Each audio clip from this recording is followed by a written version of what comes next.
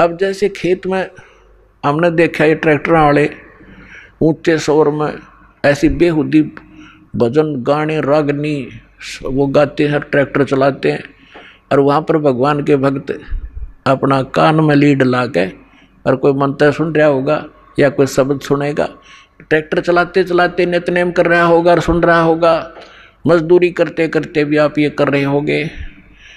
और ऐसे भक्त का बोया हुआ बीज भी जो भी आम समाज खावेगा उसको भी प्रभाव डालेगा। एक समय की बात है कि एक दो भक्त दो संत बने हुए थे, उन्हें चेले बना रखे थे।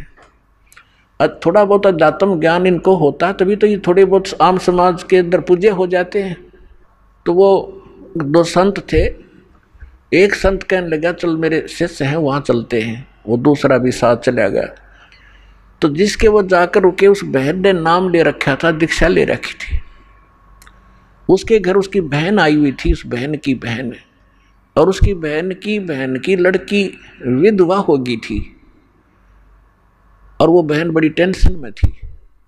तो जो उपदेश प्राप्त थी उस बहन ने अपनी उस बहन को जो अनुपदेशी थी उससे कहा कि बहन रोटी बनवा दे, मेरी मदद कर दे, खाना बनवा दे, साधु संत आ रहे हैं।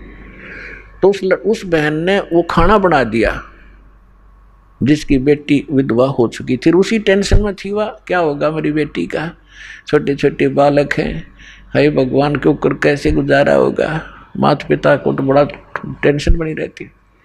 अब इन विचारों से ग्रस्त उसने खाना बना दिया, संतों ने खा लिया, वह सो गए। तो सुबह जो दूसरा था वो उठा और इतना टेंशन में उठा कि भाई क्या हो गया। उठकर उसने अपने साथी से बताया भाई आज तो ऐसा सपना आया जैसे मेरी लड़की विधवा होगी हो, और उसका क्या होगा, मतलब बुरी तरह तड़फड़ा था। आँख खुली जब चैन हुआ है तो बुद्धिमान था, उसने कहा अपने मित्र से कि क्या इस परिवार में किसी को कोई आपत्ति है।